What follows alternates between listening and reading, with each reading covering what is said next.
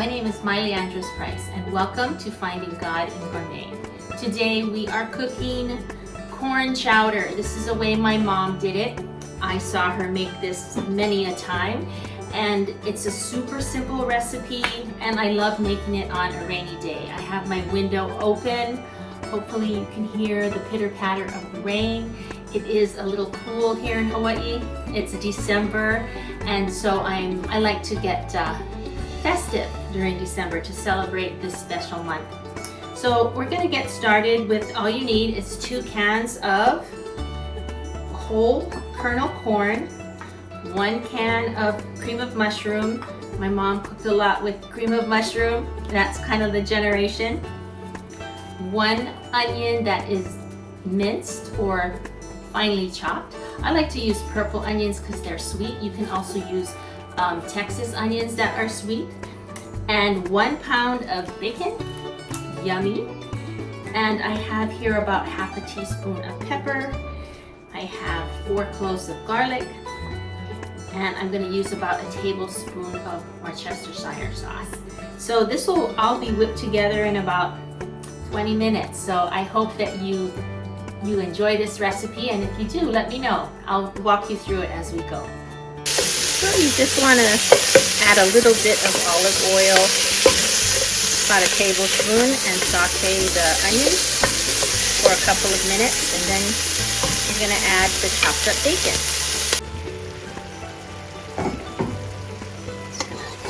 Put the garlic in there, put the bay leaf in there, and let that simmer in while the bacon is cooking.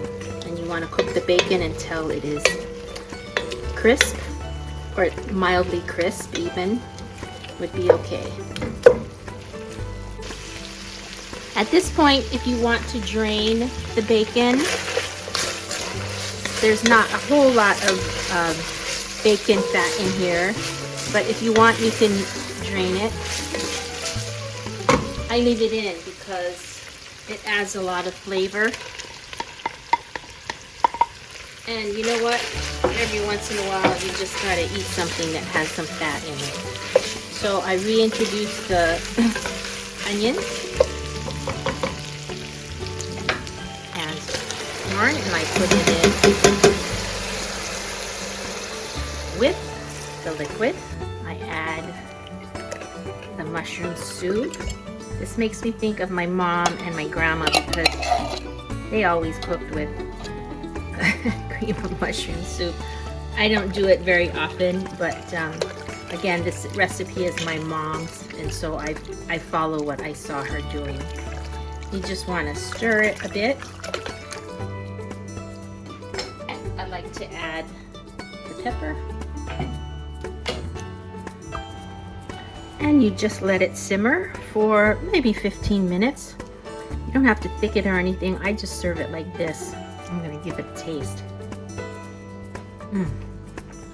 Yum. Now you can serve this with your cornbread or just eat it as is. To go with this corn chowder, I made some cornbread, and I have my recipe, which you can find in the link below. But I wanted to show you that at the end, when it's cooked, I pour over about a half a stick of butter mixed with a little bit of honey, and I smooth it around so that every little inch of this will have some sweet honey butter. Yum. And you need to do it while the cornbread is hot, and you need to spread it around so that every part has this lovely honey butter. So did you see me swallow like that? That means that this is gonna be so good, and I'm gonna, oh my gosh, I wish you could feel just how light this is. Cutting into this, it feels like cutting into a cloud.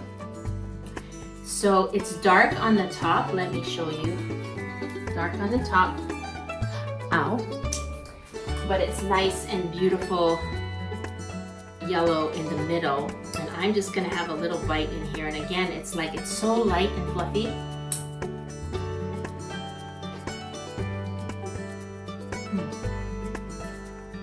Wow, is a good word for this recipe. So I encourage you to make the cornbread along with the corn chowder. You don't have to, but especially on a cold day like it is here in Hawaii, like it must be 70 degrees. Seriously, that can be cold in Hawaii. You want something to warm your inside and to feed your soul, and this combination of corn chowder and cornbread is a winner.